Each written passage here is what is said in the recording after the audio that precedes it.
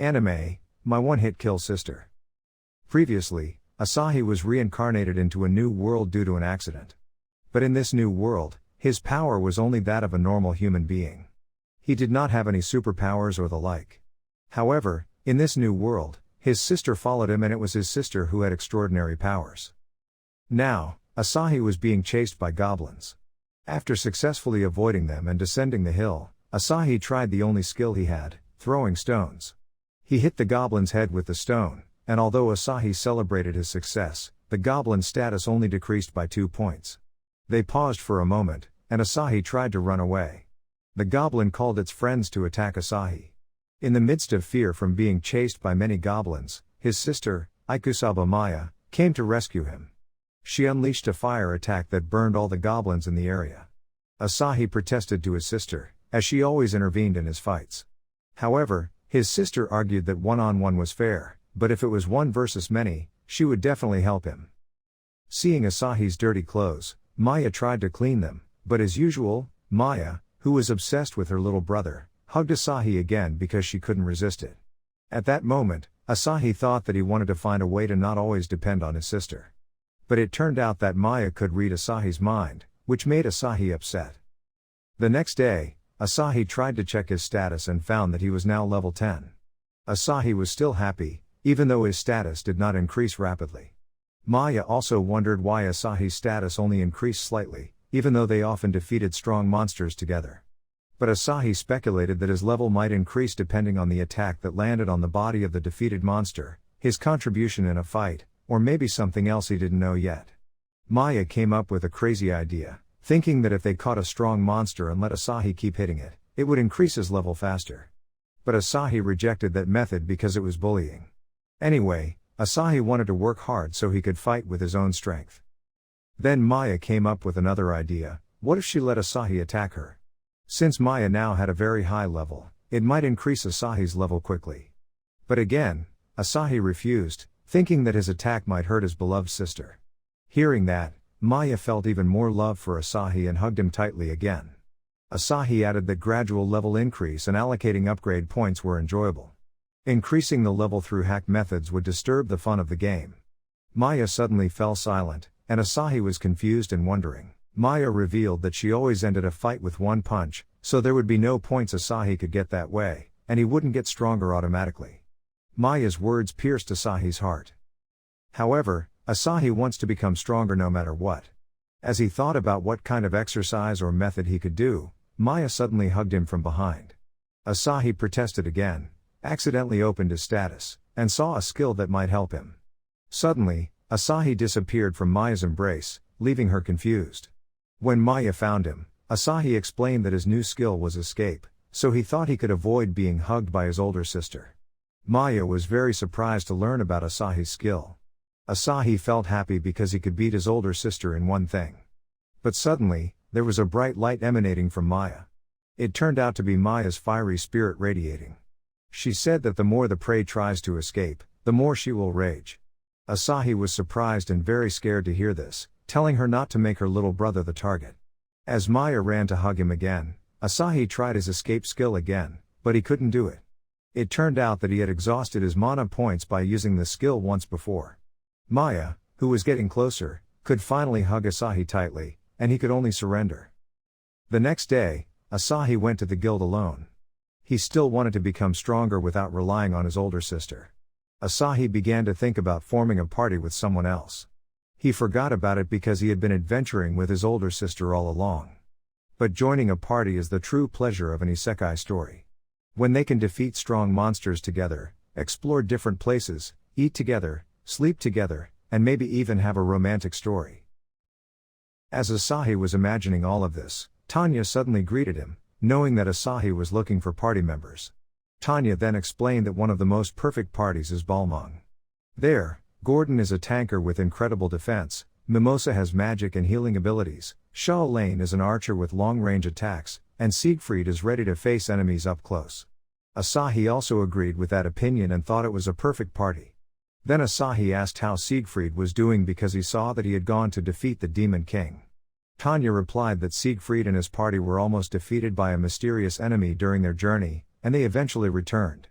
Asahi was surprised why such a strong party as Balmung could be defeated so easily. Tanya was also curious about how powerful the enemy they faced was. Tanya only reminded Asahi to always be careful. While walking home, Asahi was still thinking about the party he wanted to organize.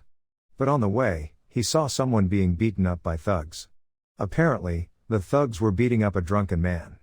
Asahi decided to watch from afar. The thugs seemed to be demanding money from the drunkard.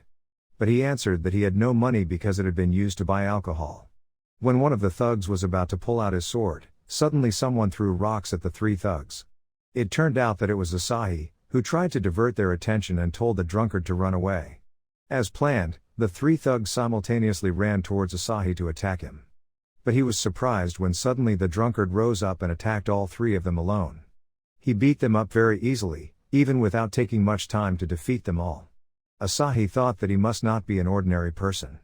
After approaching the person and looking at him more closely, Asahi realized that he was Siegfried, the leader of the Balmung party.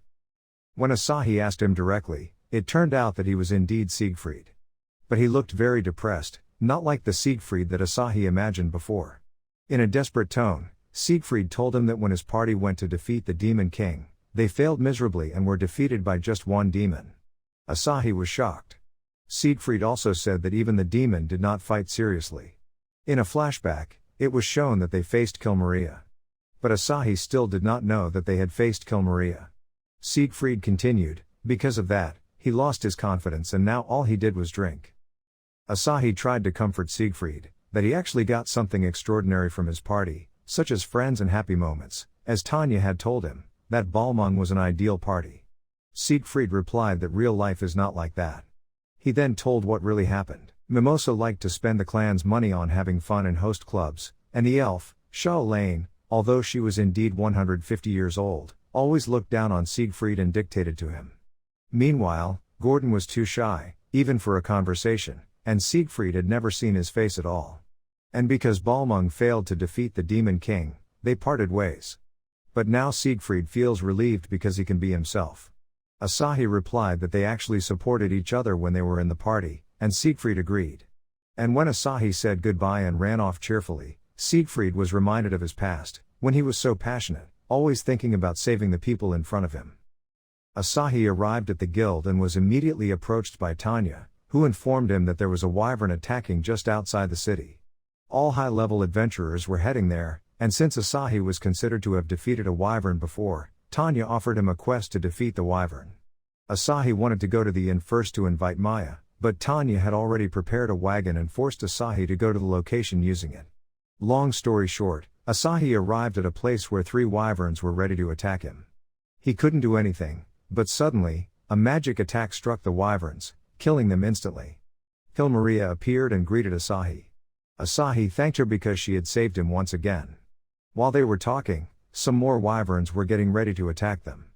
Kilmaria was preparing to cast her magic, but suddenly Maya came and with one strike, managed to kill all three wyverns at once. Kilmaria looked very happy because Maya was her target. She wanted a rematch against Maya. When Kilmaria challenged Maya, Maya simply walked away and met Asahi, as if she didn't see Kilmaria challenging her there. Maya completely ignored Kilmaria and took Asahi home. Kilmaria called Maya and only then did Maya respond to her. Maya closed Asahi's eyes so he wouldn't see Kilmaria because, according to Maya, Kilmaria was wearing indecent clothing. But Kilmaria denied that Maya's clothing was appropriate either. Maya argued that Asahi liked that kind of clothing. Kilmaria then challenged Maya to a rematch, but Maya asked why she had to fight her. It turned out that Kilmaria was also confused about how to answer. She didn't know the reason and argued that fighting did not require a specific reason. Maya refused and thought it was just a waste of energy because her energy was only used for being with Asahi. Suddenly, Kilmaria grabbed Asahi and took him as a hostage. Kilmaria whispered to Asahi to pretend to ask for help so that Kilmaria could fight with Maya. Unexpectedly, Maya landed a punch on Kilmaria's head with an angry face because she had touched her precious little brother.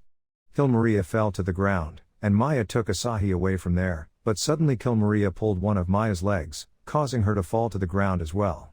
They both ended up fighting and hitting each other. Unbeknownst to them, one wyvern was still alive, biting Asahi from behind and flying away with him. Maria and Maya quickly jumped towards the Wyvern, and Maya prepared to cast her magic attack. The Wyvern fell after being hit by Maya's lightning magic.